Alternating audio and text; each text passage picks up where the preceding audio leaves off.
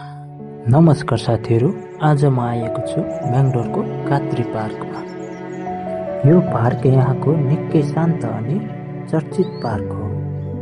आजको भिडियोमा म यहाँको शान्त वातावरण अनि हरियाली र साथै यहाँको फिल देखाउन गइरहेको छु।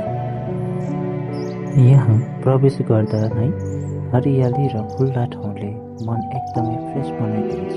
सहरको आवाजबाट टाढो शान्त समय बिताउन चाहनेहरूका लागि यो पार्क राम्रो विकल्प हो। पार्कभित्र हिँड्ने बाटोहरू सफा र राम्रोसँग बनाइएको छ। यहाँ मानिसहरू वाकिङ, जगिङ र एक्सर्साइज गर्न आउँछन्। रुखको बिरुवाहरूको बीचमा हिँड्दा हावा पनि एकदमै शुद्ध लाग्छ। यहाँ परिवार, नानीहरूसँग सबै देखिन्छन्। बच्चाहरू खेलिरहेका छन्। कोही मानिसहरू बेन्चमा बसेर आराम गरिरहेका छन्। यो पार्क सबै उमेर समूहका लागि उपयुक्त छ। यस्तो ठाउँमा केही समय बसेर मन शान्त हुन्छ। दैनिक कामको तनावबाट थोरै भए पनि टाढा हुन यसले मद्दत गर्छ। बेङ्गलोर जस्तो सहरमा यस्तो हरियाली र खुल्ला स्थान हुनु निकै आवश्यक छ। यसले वातावरणलाई सन्तुलनमा राख्न पनि ठूलो भूमिका खेल्छ।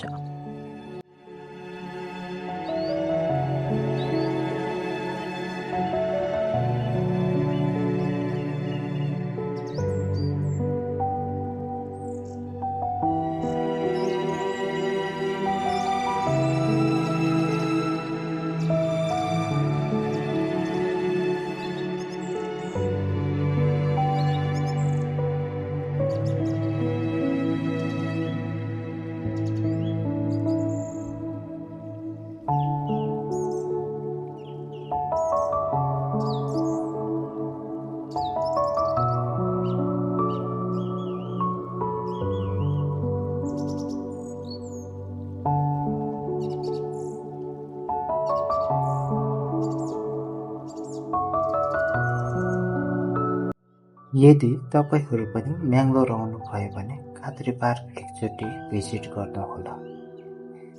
अनि साथै भिडियो मन परे लाइक, कमेन्ट अनि सेयर गरेर सपोर्ट देखाइदिनुहोला।